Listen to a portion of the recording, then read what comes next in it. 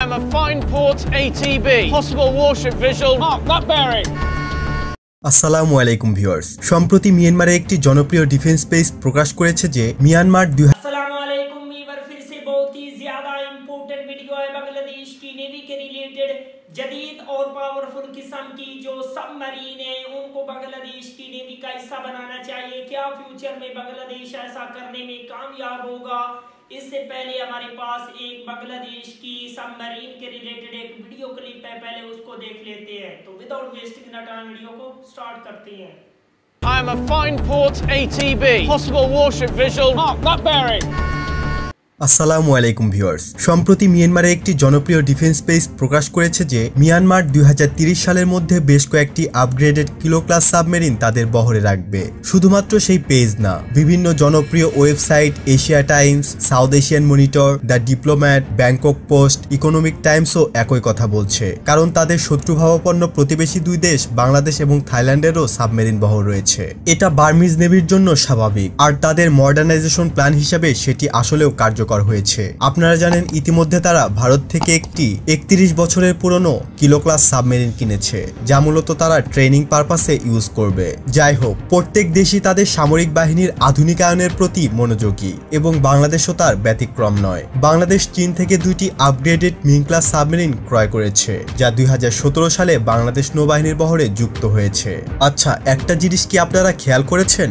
মিয়ানমারের delegation team যেখানেই যাক না কেন, সেখানে তারা এমনভাবে ছবি তুলে পাবলিসিটি করে যে তারা সেটা কিনে ফেলেছে বা কিনবে। বাংলাদেশ সেরকম কখনো পাবলিসিটি করে না। যারা বেশ আগে থেকেই বাংলাদেশ ডিফেন্স সম্পর্কে খোঁজ খবর রাখেন তারা নিশ্চয়ই জানেন বাংলাদেশ তার সাবমেরিন কেনার আগে কখনোই ঢাকঢোল পেটায়নি। সম্ভবত 2014 সালে মাননীয় প্রধানমন্ত্রী শেখ হাসিনা ঘোষণা করেন বাংলাদেশ নৌবাহিনীতে সাবমেরিন যুক্ত হবে। ঠিক তার পরের বছরই চীনের সাথে মিং ক্লাস সাবমেরিন কেনার চুক্তি করে নৌবাহিনী এবং আপগ্রেড শেষে তা 2017 সালে বহরে যুক্ত হয়। একইভাবে 2018 সালে মহামান্য রাষ্ট্রপতি আরো দুইটি মিসাইল ফ্রিগেট কেনার ঘোষণা করেন এবং সেই বছরের জুলাই মাসের দিকে বাংলাদেশ নৌবাহিনী দুইটি টাইপ 053H3 ফ্রিগেটের অফিসিয়াল ডিল স্বাক্ষর করে। মূল প্রসঙ্গে আসা যাক। বাংলাদেশ নৌবাহিনী সাবমেরিন কেনার পরে গত বছর আনুষ্ঠানিকভাবে চীনের সাথে $1.2 বিলিয়ন চুক্তি করে কক্সবাজারের সাবমেরিন বেস নির্মাণের জন্য, যার কাজ পুরোদমে এগিয়ে যাচ্ছে।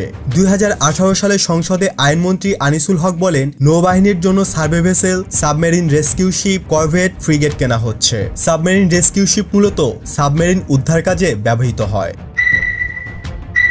বাংলাদেশ নৌবাহিনী 30টি expendable mobile anti submarine warfare training target EMA-EET ক্রয় করতে চলেছে।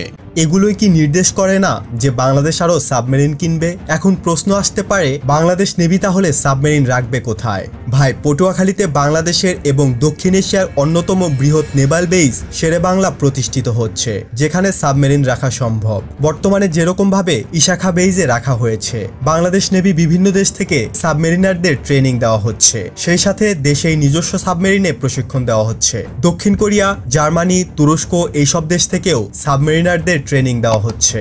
এগুলো ট্রেনিং খামাখানা ভাই। নৌবাহিনী নিজস্ব ASW হেলিকপ্টার ফ্লিট স্থাপন করছে, যারাও তাই AW159 ওয়াইল্ডক্যাট আসবে। আপনাদের কি মনে হয় নেভি জানতো না যে কপিক্যাট মিয়ানমার বাংলাদেশকেও কপি করে সাবমেরিন কিনবে? সেজন্যই তো এত আয়োজন।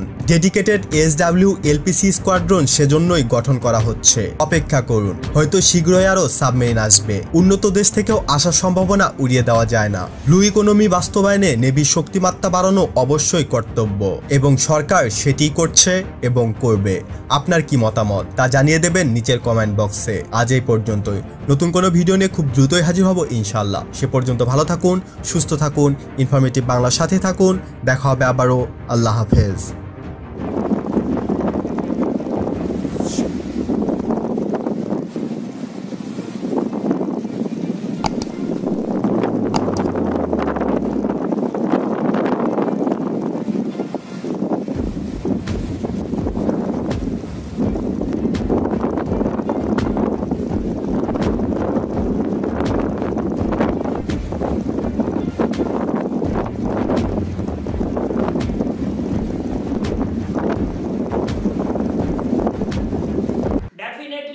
बांग्लादेश की जो नेवी है उसको पावरफुल बनाने के लिए जदीद और पावरफुल किस्म की जो सबमरीन है उनको बांग्लादेश की नेवी को प्रोवाइड करना होगा।